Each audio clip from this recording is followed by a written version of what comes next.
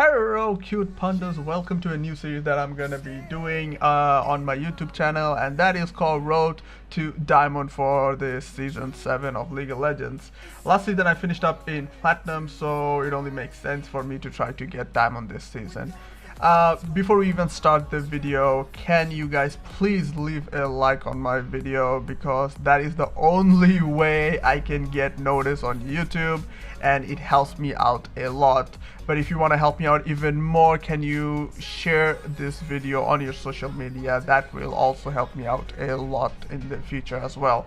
So yeah, let's get into the game itself. So this is my first game of the day. I already did my placement matches and I did a couple of games after the placement matches, so I can get used to the ranked games again. And I ended up getting Hacker. I had top Cleed, mid Orianna, and bot lane was Caitlyn and Braum. Now this really works well with Hacker simply because if when Cleed ultis, Hacker works with his ulti simply because it speeds him up and it gives him more damage. And we did extremely well at the beginning. Cleed got first blood, couple of solo kills, and it was really good. The problem was our focus in team fights. Maybe it's because it was my first game of the day and my focus wasn't there, or maybe because Hacker wasn't really a good pick on this team game, I guess, because they had a lot of ways to stop me. One was basically Twisted Fate's card. Every time I was trying to gank mid lane, Twisted Fate was basically stunning me and literally like cutting my damage into half. Then I had basically Vayne. Every time I was trying to get into Vayne, she always like pushes me away and I couldn't get onto her.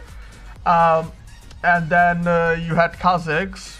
Basically he got fed by ganking everywhere, getting all the kills, and because we were all over the place in team fights, we eventually lost the game. And yeah, first game of the day, lost and ended up losing 13 LP.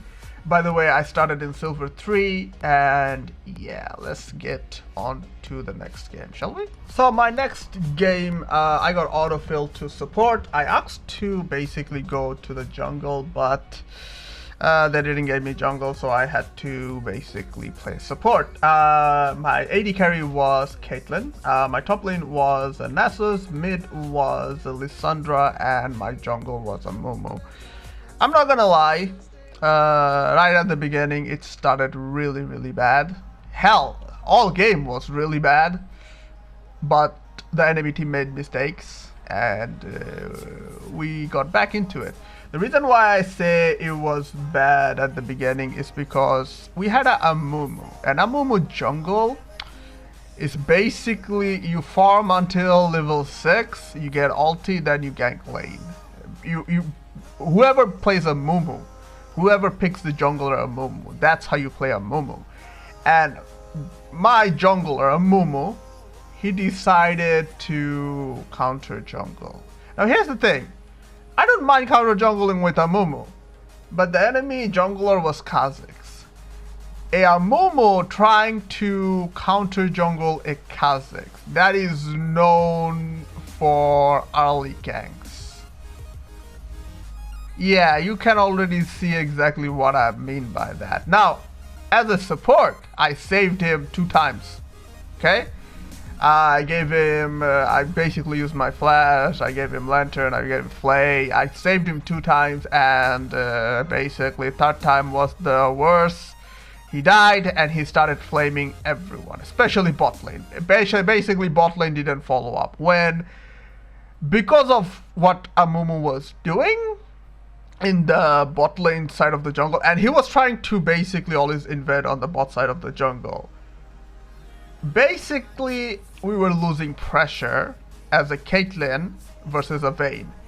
If you don't know, Caitlyn wins Vayne on range, and we were losing pressure simply because I had to leave bot lane over and over again to help the Mumu, and Caitlyn was basically 2v1ing. And because of that, Vayne got kills and she got fed, and when Amumu decided to come bot, he died because Vayne was fed, and he didn't have ulti. He just came without ulti, and Vayne got triple kill, or Vayne got double kill, and I think one kill went to support. But Vayne was extremely fed, and game was looking really, really bad. Good thing was that Lissandra was playing well. We had a Lissandra that was playing decent. I'm not gonna go around and say she was playing really well, because she wasn't really roaming. What she was doing, she was basically farming as best she can, and she was holding. Simply because the way Lissandra works is, it doesn't matter if you're fed or not.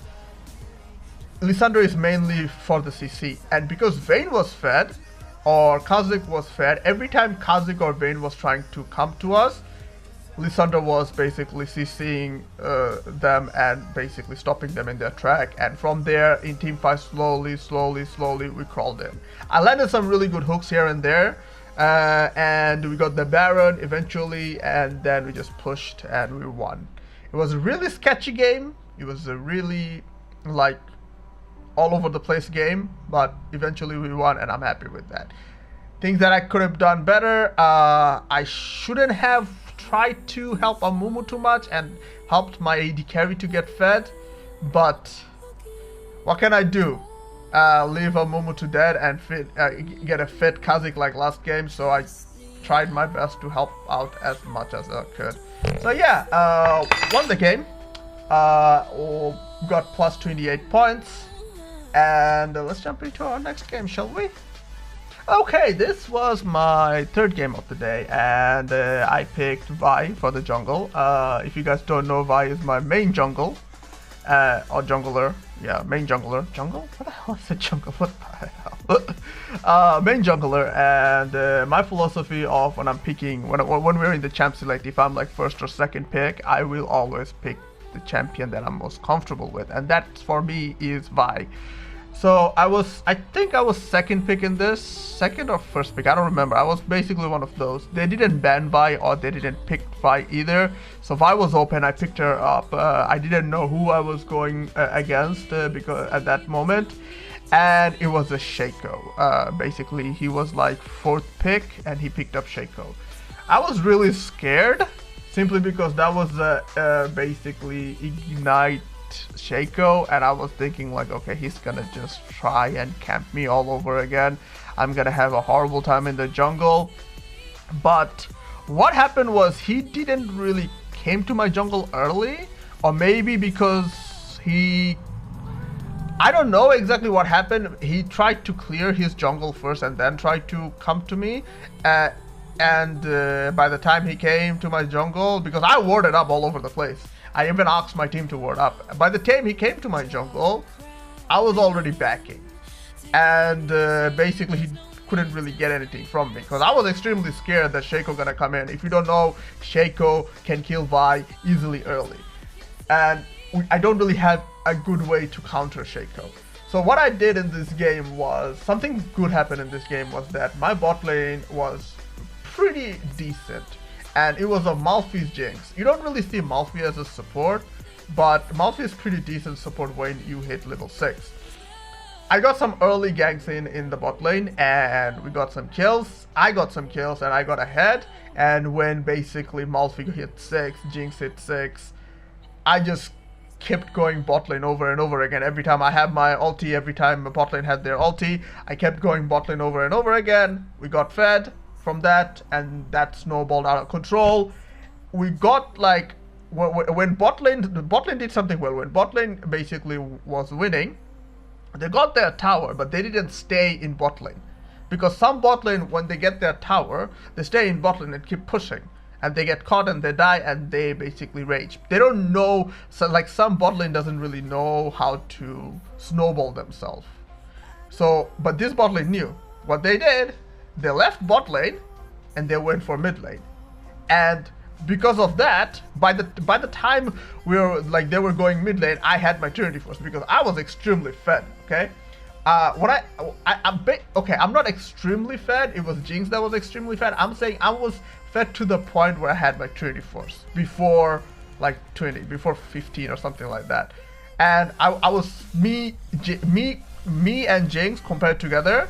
Like Jinx can take down towers really easily simply because her attack speed goes up when she's on that Gatling gun. I think that's how you call it. And I can use my E over and over again to proc my Trinity Force, and that takes the towers down really fast. Every time there was a huge pile of minions at bot lane, Jinx will go and grab it, and we will get kills over there. The way this game worked out really well for us simply because we got an inhib before minute 20, and they basically surrendered. They literally couldn't do anything. They surrendered at 22, and we won the game, and I end up winning plus 28 points, and it was a really calculative and easy game to win. I don't really have anything that I could have done better, or I don't know exactly what I could have done better, but it was a pretty easy game. We got all the dragons, all the objectives. It was a really clean, easy game. So yeah, we're gonna jump into our next game. So jumping on my fourth game of the day, I decided to pick up Vi again simply because, well, I had success on my last game on Vi. Really good success on my last game on Vi. We basically crushed them, so I decided to jump into it. I had a bot lane of Twitch and Janna. That's a pretty decent combo. Twitch is pretty decent right now. Mid lane we had Cassiopeia, and top lane we had Jace. I'm not gonna lie, I was a little annoyed to see Shaco again. I don't really like going versus Shaco. Not a champion that I really like because, like I said, Shaco is really hard to play against as a Vi player. But anyway, apparently Shaco is on the meta. Shaco is one of the best junglers out there, like top 5 junglers, top 3 junglers or something. He's on the meta and everything. And yeah, and this Shaco did some stuff early. It killed me over and over again. Well, didn't kill me over and over again. Basically tried to counter gank me, or counter jungle me over and over again. But I decided to play it safe, ward up, and try to help out as much as I can towards bot lane, because that's normally my strategy, to help bot lane as much as I can. Now here's something that really nice happened. I normally don't go topside simply because topside, like if I win topside, if I like get a good gank, I don't really get anything out of it because the dragon is at bot side, and it's just one player that I'm fitting. It's like there's a lot of things that the reason that I don't go topside. But this time, oh boy, this time it was a Jace versus Yasuo, and oh my god, it was a massacre at top. The reason why I say it was a massacre at top, Jace destroyed Yasuo. Basically, Jace, I don't remember, but I think Jace got like first blood or something like that. I don't remember actually. Yeah, I don't remember. It was no. Jace didn't got first blood. First blood it was in the enemy team, but Jace got a kill. And I decided to go top side and help out Jace because Yasuo blown flash and everything, and I decided to, okay, I'm just gonna go and help out Jace and see if I can get another kill out of it. And that's what happened. Basically, we got a kill on Yasuo, and basically what we did was when Yasuo came back, we killed him again. So I got Jace really far ahead, and it was a good decision because this Jace was really good. He literally snowballed out of control. I got a lot of assists. I didn't really do much in this game except for taking dragon and taking objectives. I was really heavily focused on basically objective than anything else, and from there we just eventually won the game. It was a long, grueling game. It went around, I don't remember, it went around like 40 minutes or so. It was a long game, but we won at the end, and we ended up with 27 points. I'm not gonna lie, by this time I was really tired, but I was literally like 3 points away from placement. So I just decided, I'm in a winning streak. I just lost 1 game. I just won 3 games in a row. Why not? Let's jump into our 5th game, shall we? Alright, so this was my 5th game of the day, and holy moly, I'm exhausted right about now. The only reason I'm even trying to play this game because I just have 3 more points to get on my promos, and I really didn't want it to get out without being on my promos. I normally do like 4 games in one sitting because that's like, I found out that that's the maximum amount of game I can do with the best focus that I can like have, and that's exactly like right now I'm in my limit basically. So I jumped into the game, I picked up Vi because I'm having really good success with Vi, and I'm versus a Shaker again, and by this time I was like, whatever, I'm not gonna be scared, whatever, because I already went versus few Shakos and I won those games as a Vi. But what put me in a curveball, it was a Teemo top. And just not any Teemo top, he insta-locked Teemo in first pick.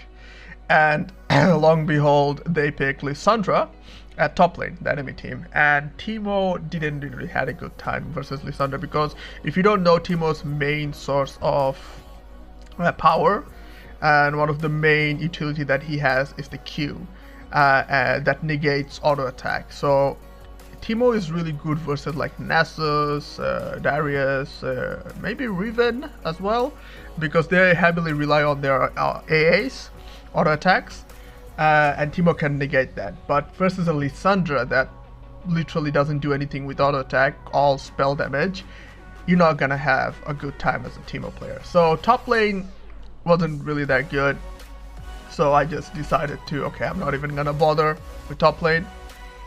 Hopefully he doesn't feed, and we can basically get advantage in other side of the map, other lanes. And that's exactly what happened. He died a couple of times, but he didn't really fed. He wasn't like too behind to the point where he was completely useless, or he wasn't like too far ahead. Like, he wasn't far or behind. He was basically right in the Goldilocks zone, like close to the Goldilocks zone, because he was a little bit farther, like behind on the CS department. But here's the thing, my mid lane Ahri versus Ryze, Ahri was doing pretty well. I normally go bot side all the time to get advantage on the dragon, but when I saw Ahri doing this good, like in 10 minutes Ahri had like 10, I think 15 CS ahead or something like that, and she got some solo kills and here and that. I just decided, okay, Ahri's doing good. I know for a fact, as an Ahri player in mid, I know for a fact Ahri is really good mid to late game. So I just decided, okay, I'm gonna give him as much resource as I can, help him out as much as I can, and see what happens. Like, I made a decision, I made a conscious decision to that. So I gave him all the blue buff. After my first blue buff, I gave him the second blue buff and all the blue buff from there. I gave him some really good ganks, and he didn't disappoint. What he did was, he just pushed in. If he was able to get a kill on Ryze, got it. If he didn't, he just literally roamed bot lane or top lane, and from there he basically snowballed. He literally helped me to gank everywhere as well, and we got advantage slowly. We got like towers, kills over and over again. It wasn't really a quick game, simply because we weren't that far ahead, but it wasn't like a game that where we were losing and then came back. We were winning from we weren't winning from the beginning because they got some early kills, but we slowly basically won on CS and everything, and with objectives and everything. So yeah, that was my first episode of Road to Diamond, and it went pretty well. I lost one game, but I won all the other games, so it was the 4-1, and I'm in my promos to Silver 1. It says basically I'm in Silver 3, but it is a promos to Silver 1. The reason why I say this because my MMR is so high, I'm gonna jump a division, or not. Is that a division? No, it's not a division. It's like subdivision from the division. Basically, you can't like automatically jump to gold. You need to be like, highest you can jump is silver. It's like the first division. So yeah, I'm gonna be on Silver 1 when I finish my promos, and that will be my next episode. So if you like this episode, let me know what you guys think about this new Road to Diamond that I'm doing. If you didn't like this video, and please leave it a like, cause it helps me out a lot. Share this video on your social medias if you enjoyed this video, because doing that, you're motivating me to make more videos like this. These videos like this will take a longer time to do because I need to go through phase by phase, like game by game, and explain exactly what happened and what was going through in my mind. And yeah, if you're not subscribed to my channel yet, please subscribe, because I do streaming on YouTube. I do this kind of videos. This is a new type of videos that I'm gonna be doing. I also do highlights.